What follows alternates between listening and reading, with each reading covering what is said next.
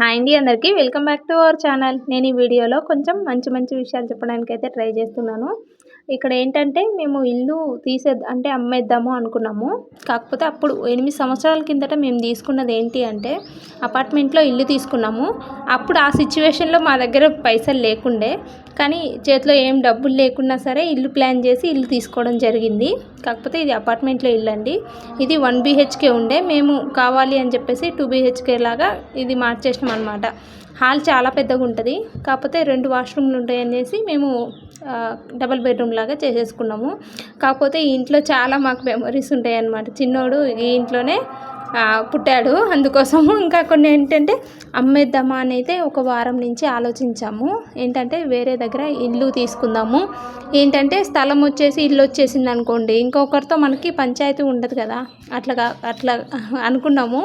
కాకపోతే మళ్ళీ ఆలోచిస్తున్నాం, ఒకసారి ఏదైనా సరే వస్తువు రూపంలో కానీ స్థిరాస్తి రూపంలో కానీ కొన్నామనుకోండి హ్యాపీ అనిపిస్తుంది. మళ్ళీ అది అమ్మేయాలి అంటే 1కి 2 సార్లు ఆలోచించాలి. ఒకసారి అమ్మేసినామంటే మళ్ళీ కొనాలంటే చాలా కష్టము.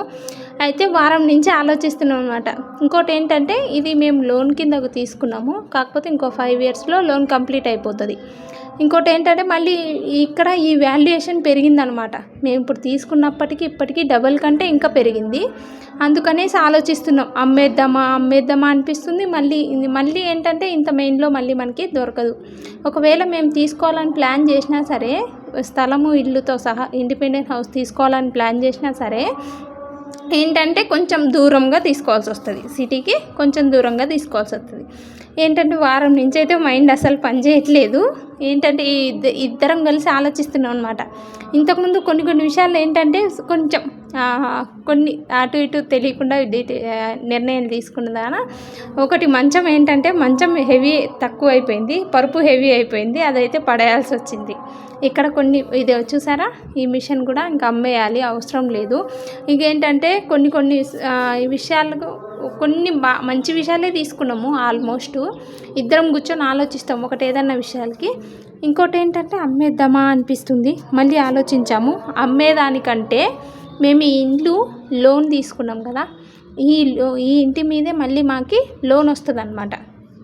ఇప్పుడు మేము అమ్మాలి అనుకున్నా సరే ఈ వాల్యుయేషన్ బట్టి మనకేంటంటే ఈ లోన్ మైనస్, ఈ 5 సంవత్సరాలు ఈఎంఐ ఉంది కదా, ఇది మైనస్ అయ్యి మనకి వచ్చే క్యాష్కి, ఇంకోటి ఏంటంటే ఇదే లోన్ మీద మేము పెంచుకున్నా ఇంకా లోన్ ఎక్స్ట్రా తీసుకున్నా సరే మాకు అదే మనీ 2 ఈక్వల్ వస్తున్నాయి అనమాట. కాకపోతే ఇదైతే ఇల్లు అలాగే ఉండిపోతుంది కదా అని అయితే ఆలోచిస్తున్నాం.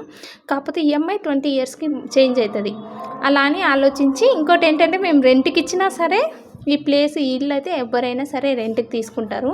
మార్నింగే ఇంకా టిఫిన్ చేసి ఇంకా వేరే దగ్గర ఒకటి ఆలోచిస్తున్నాం, ప్లేస్ అయినా పర్వాలేదు తీసుకుందాము. ఇంకోటి ఇల్లున్నా అదైనా లోన్ వచ్చేస్తుంది మాకు, ఆ విధంగా అయినా ఇల్లు తీసుకుందామని అయితే ఆలోచించాము. ఇద్దరం కలిసి వెళ్ళాలి, ఇంకా పిల్లల్ని అయితే స్కూల్ డ్రాప్ చేసి బయలుదేరదాము అనికైతే అనుకున్నాము. ఇంకా మా వారైతే ఇంకా లేట్గా, ఆయనకి వర్క్ ఫ్రమ్ హోమ్ కదా, లేట్గా పడుకుంటారు. అందుకనేసి వీళ్ళకి టిఫిన్ చేసి వీళ్ళిద్దరిని రెడీ చేసుకొని స్కూల్లో వదిలి వచ్చేసాను. వచ్చిన తర్వాత గబగబా నేను కూడా టిఫిన్ చేసి రెడీ అయిపోయాం, ఇంకా వెళ్దాము అని అయితే ప్లాన్ చేసామన్నమాట నేను మా వారు.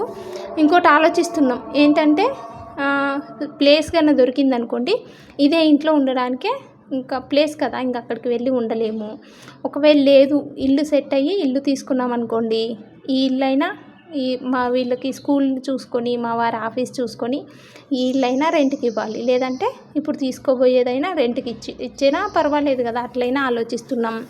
ఇంకా చాలా మైండ్ ఏదైనా ఒక విషయం ఆలోచిస్తే మీరేమనుకుంటారో నాకు తెలియదు, కానీ మేమైతే చాలా ఇంకా దాని గురించి 1కి 100 విధాలుగా ఆలోచిస్తాము.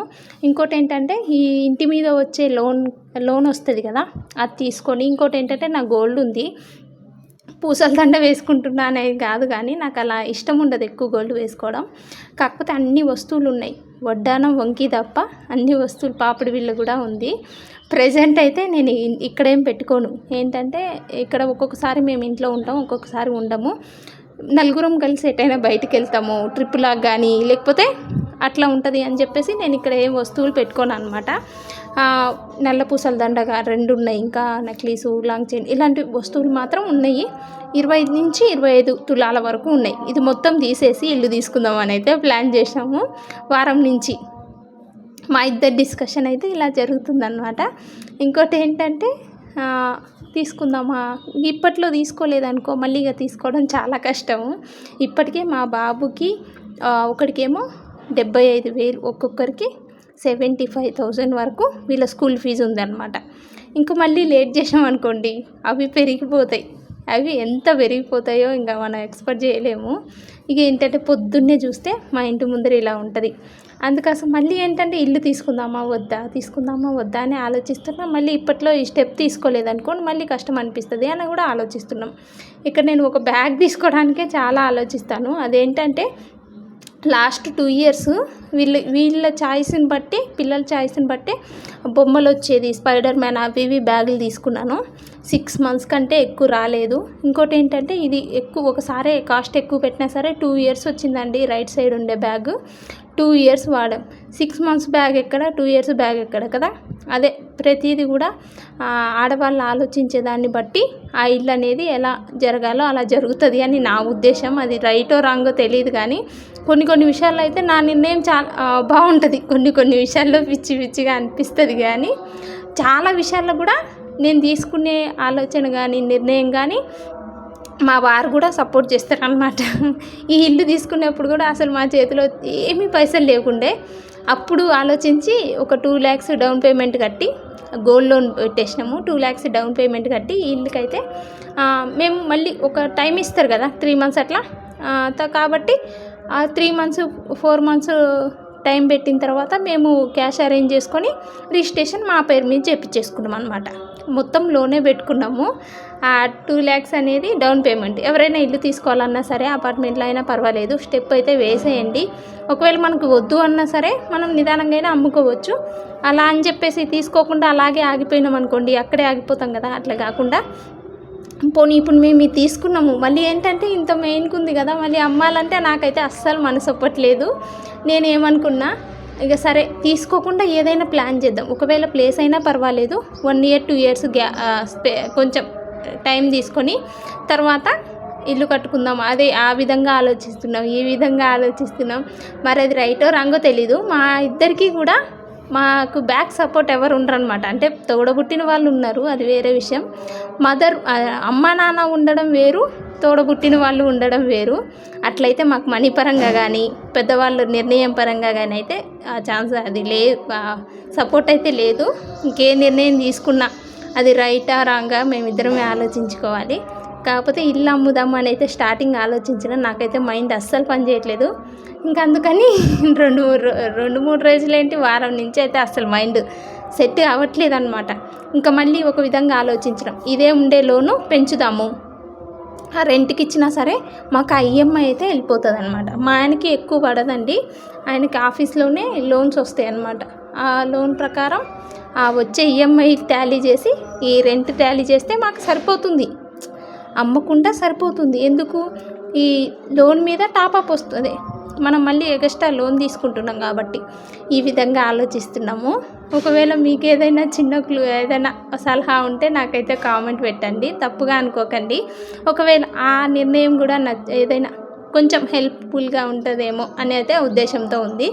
ఇంకోటి ఇంకా చూసి ఇంకా దగ్గరలో అయితే ఈరోజు 2 ఉన్నాయి, 2 అయితే చూసేసి వచ్చాము. మళ్ళీ ఏంటంటే హాఫ్ డేకే స్కూల్ అయిపోతుంది కదా, మళ్ళీ హాఫ్ డే లోపలే వీళ్ళు చూసుకొని ఇంటికి రావాలన్నమాట. లేకపోతే మళ్ళీ పిల్లలు మళ్ళీ ఇబ్బంది పడతారు. చెప్పాను కదా, మాకు బ్యాక్ సైడ్ సపోర్ట్ ఎవరు లేరు, మదర్ ఫాదర్. తోడబుట్టిన వాళ్ళు అయితే ఉండరు, అది వేరే విషయం. మనల్ని కన్నవాళ్ళు ఉండడం వేరే విషయం కదా. అదే కన్నవాళ్ళు అనుకోండి, అమ్మ నాకు ఇది ప్రాబ్లం ఉంది, నాన్న నాకు ఇది సమస్య ఉంది అంటే వాళ్ళు సలహా రూపంలోనో సహాయం రూపంలోనో ఉంటుంది. మాకైతే ఆ 2 ఆప్షన్స్ లేవు. పోన్లే, ధైర్యం ఒకటి ఉంది, ఏదైనా చేయగలం, లేదు ఏదైనా మేము ఆలోచించగలం అయితే అనుకుంటాము. సపోర్ట్ లేదు. ఇట్లా మేము ఏ విషయమైనా సరే ఇద్దరం కూర్చొని అది లెక్కలేసి అది రాంగో రైటో అనుకుంటా, అది రాంగా లేకపోతే ఇది రైటా, ఒకటికి మేము ఇప్పటికే సడన్గా ఇల్లు తీసేసుకోవట్లే. కాకపోతే ఆలోచిస్తున్నాం ఈ విధంగా ఇదైతే రైట్ అని మా ఇద్దరికి అనిపిస్తుంది. ఇంకా చూడాలి. ఒక ఇల్లు ఇప్పటికే అవ్వదు కదా, ఇల్లు అంటే చాలా పెద్ద స్టెప్ కదా. చూసి 1కి 4, 10, 40, 50 ఇట్లా ఎన్నైనా సరే చెక్ చేసి ఫైనల్ అయితే చేస్తాము. ఇప్పుడు కాదు, కొంచెం టైం పడుతుంది. ఇంకా మధ్యాహ్నం అయింది వచ్చేసరికి. టకటక వెజిటేబుల్ కట్ చేసి వంకాయ కర్రీ చేసిన. మార్నింగ్ వెళ్ళేటప్పుడే అన్నం వండేసిన అనమాట.